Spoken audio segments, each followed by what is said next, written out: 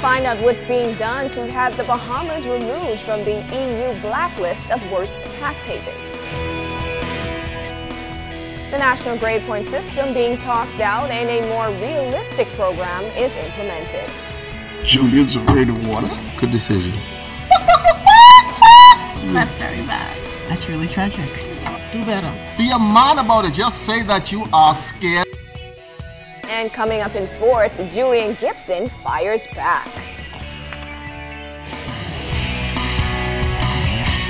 Now in HD.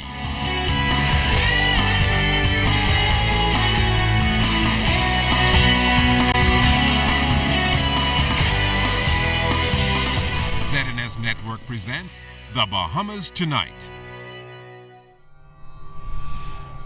This portion of the news brought to you by BTC Every Day. Government is moving aggressively to counteract potential economic fallout from being listed by the European Union as one of the world's worst tax havens. Good evening, everyone. I'm Charisma Robinson.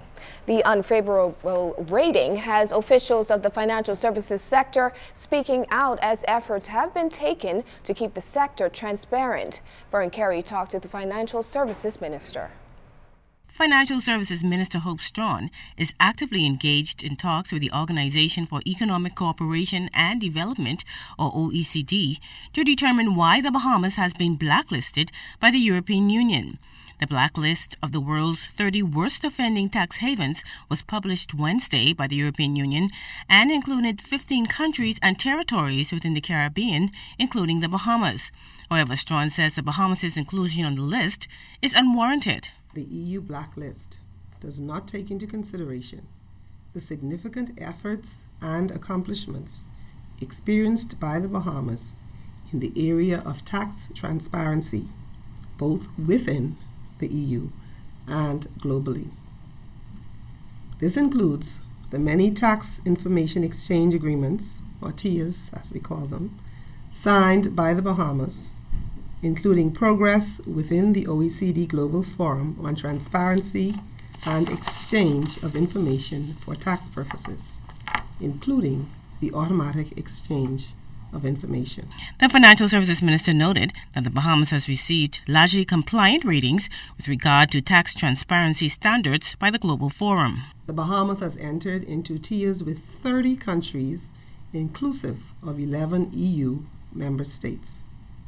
Our next step is to speak to the OECD, which we and the EU are members of, in its global forum, to determine what criteria the EU member states that have blacklisted the Bahamas have used to take this current position. And with financial services accounting for 15% of the country's GDP, Strawn says efforts will continue to protect the important sector. And we will continue in this ministry to promote the Bahamas as a safe, secure, compliant jurisdiction, which in fact we are.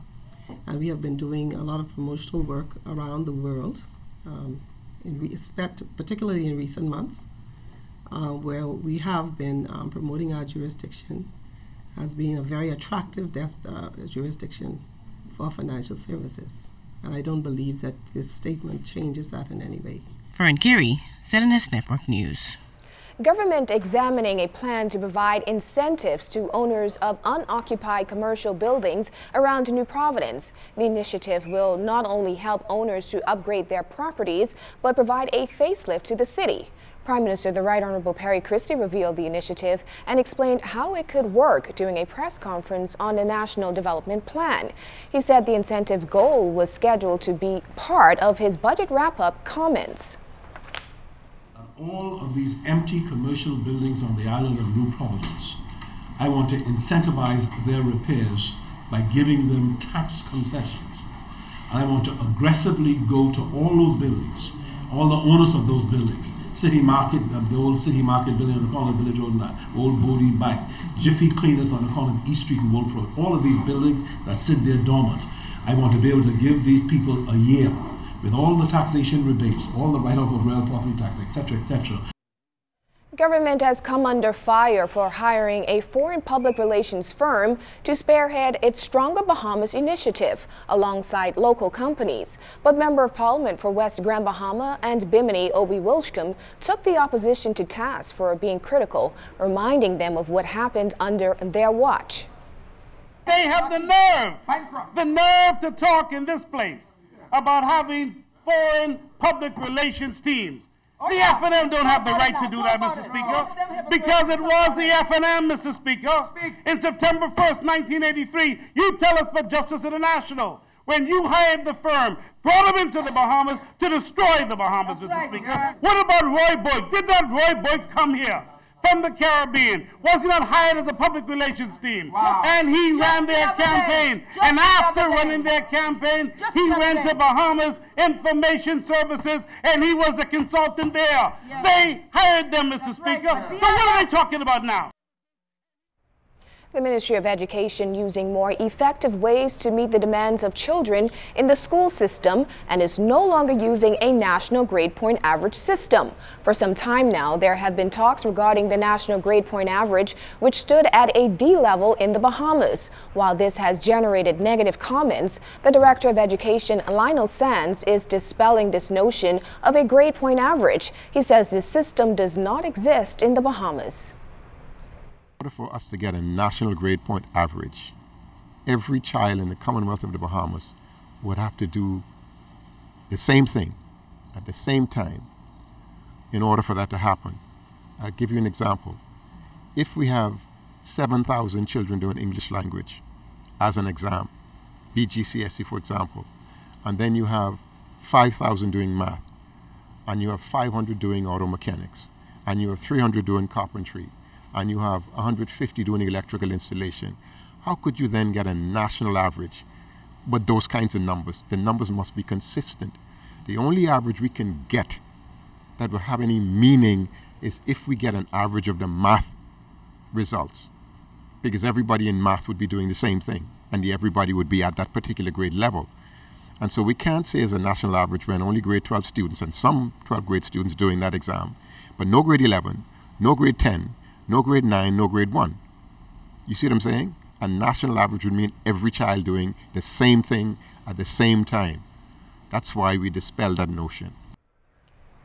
Now, according to the Director of Education, there is no country in the world that has done a national grade point average based on examination results. And he says what the Bahamas did was simply out of ignorance. Mr. Sands explains the focus now is on meeting the interest of children through a national high school diploma program.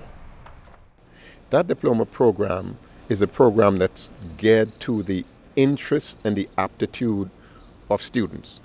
Prior to last August, students came into school and the students were catered to by the school. So whatever the school offered, the students had to pursue, whether they like it or not. Many students who didn't like it failed. Some drop out, some just lose interest. We found that that was not the way education ought to be. Education ought need to be geared toward your interests. If we have the programs in school geared toward the interests of students, guess what? Graduation rates would be higher.